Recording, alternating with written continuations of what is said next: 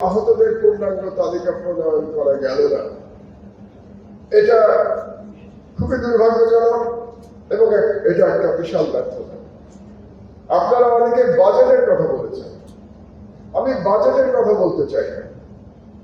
Budget এখানে গুরুত্বপূর্ণ বিষয় না, কারণ যারা জীবন দিয়ে, যারা অসাধারণ বীরত্বের সাথে লড়াই করে এবং সেই লড়াইয়ের সময় যারা আহত হয়ে পঙ্গু হয়ে আমাদেরকে একটি নতুন বাংলাদেশ উপহার দিয়েছে, তাদের জন্য বাজেট কথাটা বলাই আমি মনে করি তাদের জন্য এক প্রকার অপমাননা করা, তাদের স্বীকৃতি।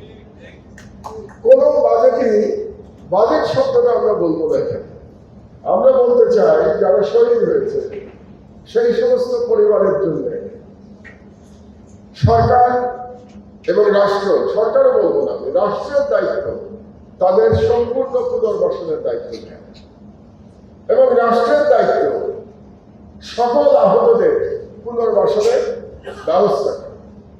আপনাদের হয়তো অনেকের স্মরণে থাকতে পারে যে আমি জেল থেকে বেরিয়ে, মানে এই সরকারের সময় আমি স্বল্পকালীন 5 দিন জেলে ছিলাম। জেল থেকে বেরিয়ে আমি যে প্রথম বক্তৃতা দিয়েছিলাম প্রেস ক্লাবে, আজ থেকে প্রায় 1 মাসের বেশি আগে, গত মাসের প্রথম দিকে, সেখানে 7 দফা দাবি দিয়েছিলাম। সেই 7 দফা দাবির 1 নম্বর ছিল যে আহতদের চিকিৎসা এবং পুনর্বাসনের জন্য একটি শক্তিশালী কমিটি গঠন করে পরিকল্পনা অনুযায়ী ব্যবস্থা গ্রহণ করতে হবে। এটা আমার 1 নম্বর দাবি ছিল। সরকার একটা কমিটি গঠন করেছে বটে, কিন্তু আমার প্রস্তাবিত কমিটি এটা ছিল না। যেমন আমার কমিটিতে আমি প্রস্তাব করেছিলাম অর্থমন্ত্রীকে রাখতে হবে, উপদেষ্টা। কারণ হচ্ছে এর জন্য যে অর্থের প্রয়োজন হবে সেটা অর্থ উপদেষ্টা নিশ্চয়তা দিতে পারবেন যে এই অর্থের কোনো অভাব হবে না। তো তার এখানে থাকাটা প্রয়োজন ছিল, এই কমিটিতে অর্থ উপদেষ্টা দেয়। যাই হোক, প্রধান কথা হলো যে পুনর্বাসনের জন্য একটা পরিকল্পনা করা দরকার। একটু আগে আমি শাকিব আলী সাহেবের সাথে আলোচনা করছিলাম যে আমার মনে হচ্ছে যে এই যে আপনাদেরকে এখনো দাবি জানাতে হচ্ছে, আমাদেরকে এখনো আজকে কথা বলতে হচ্ছে, প্রধান কারণ হচ্ছে পরিকল্পনার অভাব। কারণ পরিকল্পনা করতে পারলে না আমরা বুঝবো যে পুনর্বাসনের জন্য কার কি প্রয়োজন। যেমন ধরো, যার 2 চোখ চলে গেছে তার যে পুনর্বাসনের প্রয়োজন, আর যার 1 চোখ চলে গেছে তার পুনর্বাসনের প্রয়োজন এক না।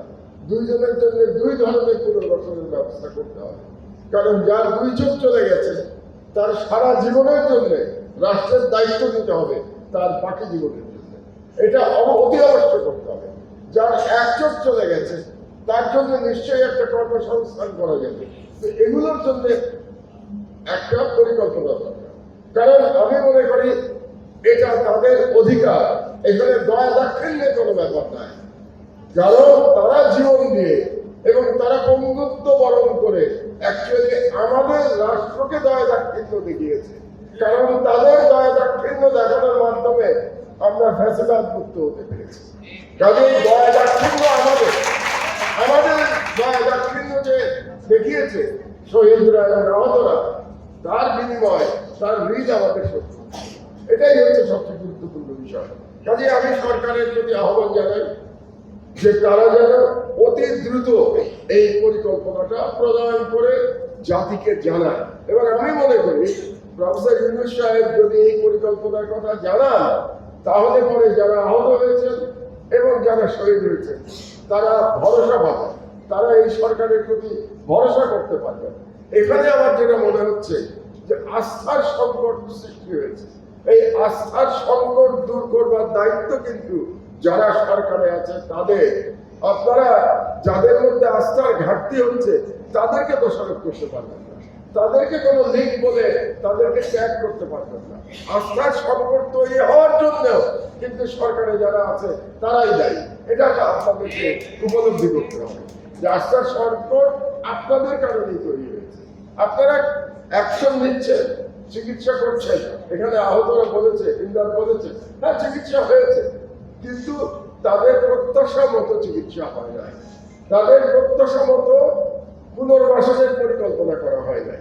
এটাই এখন সরকারের প্রধান দায়িত্ব।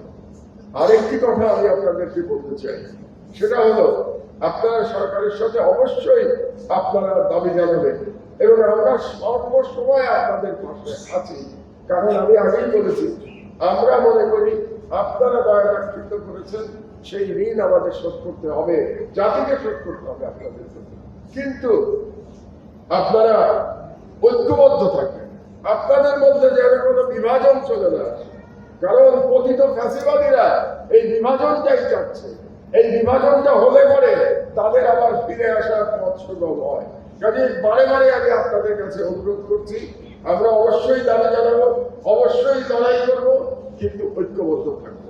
আমাদের জাতির বৃহত্তর প্রশ্নে আমরা ঐক্যবদ্ধ থাকবো। আরেকটি কথা বলে আমার বক্তব্য শেষ করবো। আগেই বলেছি আমি অসুস্থ আজকে। সেটা হলো 22শে ডিসেম্বর ইনশাআল্লাহ আমার দেশ আবার পুনঃপ্রকাশিত হবে। আপনারা বলেছেন যে আপনাদের কাহিনী ভুলিয়ে দেওয়ার চেষ্টা করা হচ্ছে। কথা দিচ্ছি আপনাদেরকে, আপনাদের কাহিনী আমার দেশ ভুলতে দেবে না। এই আমার দেশ আপনাদের পত্রিকা, আমার দেশ জুলাই বিপ্লবের পত্রিকা।